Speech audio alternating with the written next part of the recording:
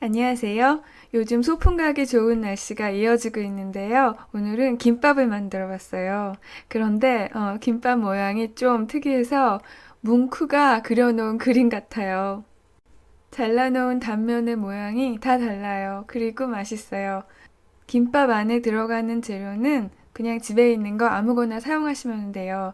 저는 당근이랑 햄이랑 시금치 이렇게 넣고 할 거거든요. 그리고 제가 지금 커다란 햄을 잘라서 사용하는데요. 김밥용 햄이 있기는 해요. 저도 그걸 사용해 보긴 했는데요. 맛이 별로 없더라고요. 그래서 저는 제대로 된 햄을 잘라서 사용하기로 했어요. 이렇게 직접 잘라서 사용하실 때의 특권은 원하시는 만큼 두툼하게 자르셔도 된다는 거예요. 오늘 김밥에는 달걀이 좀 많이 들어가요. 달걀을 6개를 준비해 주세요.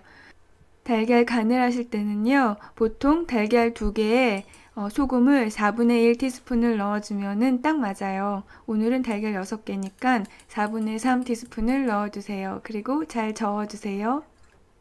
달걀은 가능하면 잘 풀어주시는 게 좋은데요. 중간에 흰자가 살짝 보여도 괜찮거든요. 그러니까 적당히 풀어주세요.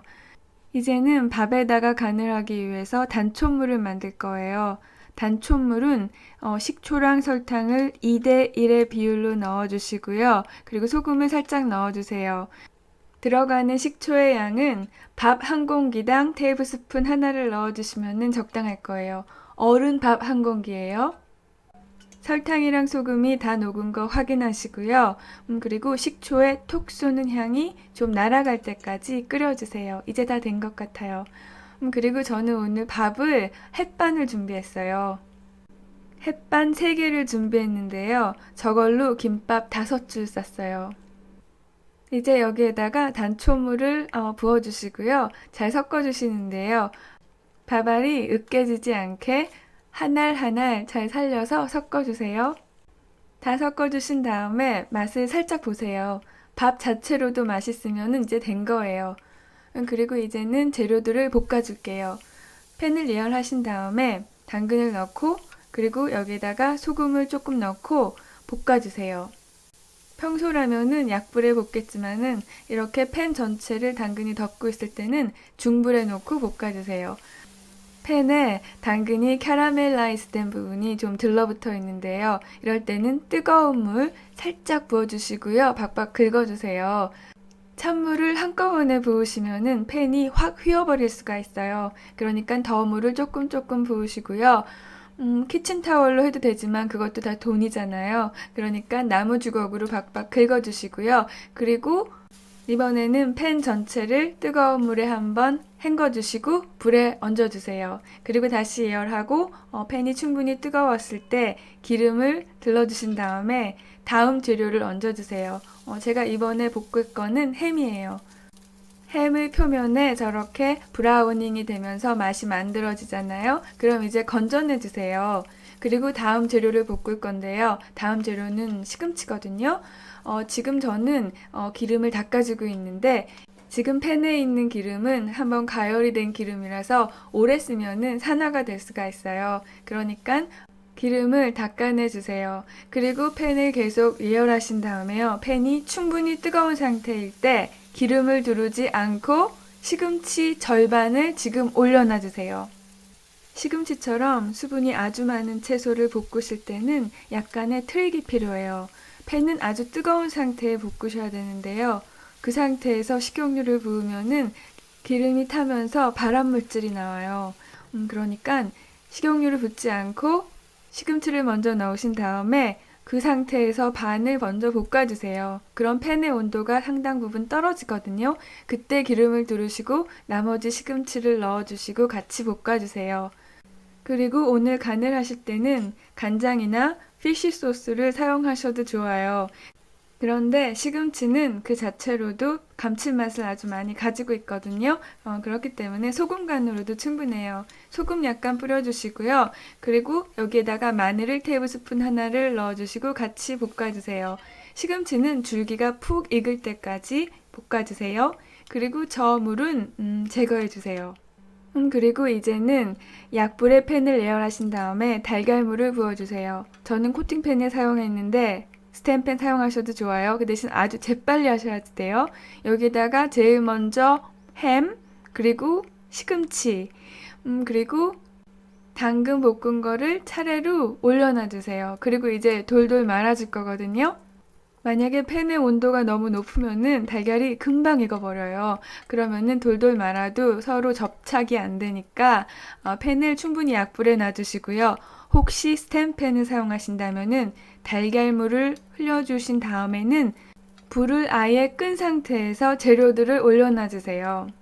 그리고 돌돌 말아주신 다음에 다시 불을 켜고 전체적으로 익혀주세요. 저는 지금 집게랑 뒤집개를 사용해서 뒤집고 있는데요. 뒤집다가 부서져도 별로 상관이 없어요. 아직 달걀이 덜 굳은 상태니까 그럴 때는 뒤집어서 모양을 좀 안정적으로 잡아주신 다음에 열을 가해주시면은 다시 붙어요. 이렇게 일단 모양을 잡아주신 다음에요.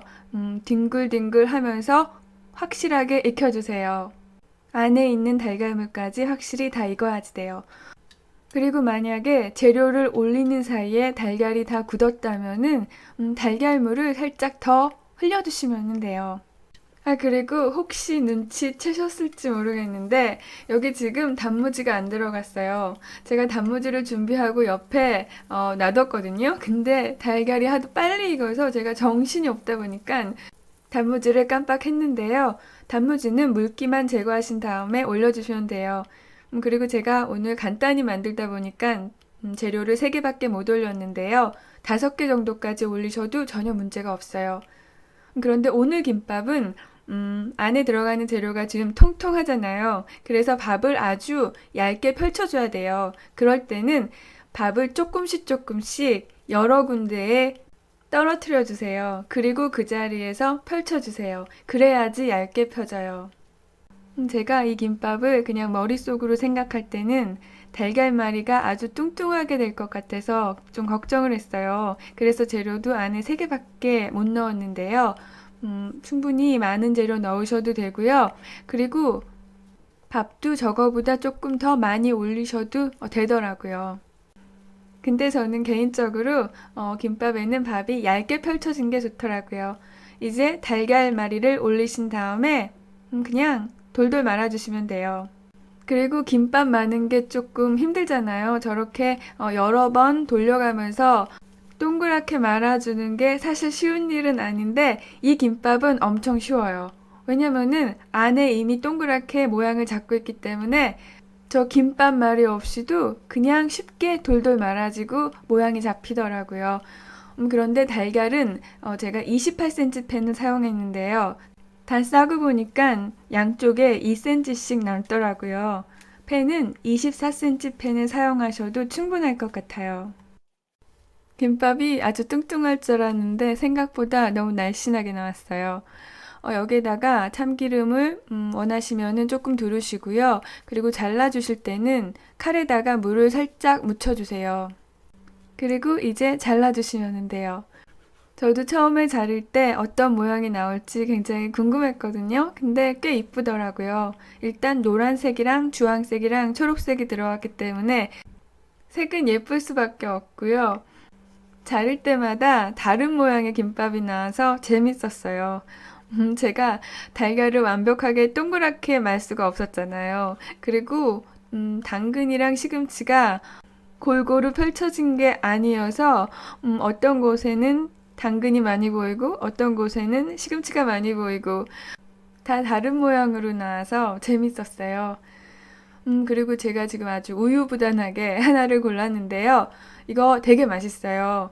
달걀로 다른 재료들을 다 말았기 때문에 안에 있는 재료는 아주 촉촉한 상태를 유지하고 있었어요. 단무지 안 넣은 거는 다 먹은 다음에 알 정도로 시금치에 들어간 마늘이 제 역할을 톡톡하게 하고 있었어요. 그리고 이거는 의도하지 않은 건데 하트 모양이에요. 여러분을 향한 제 마음이에요. 사랑해요. 오늘도 봐주셔서 감사합니다. 안녕히 계세요.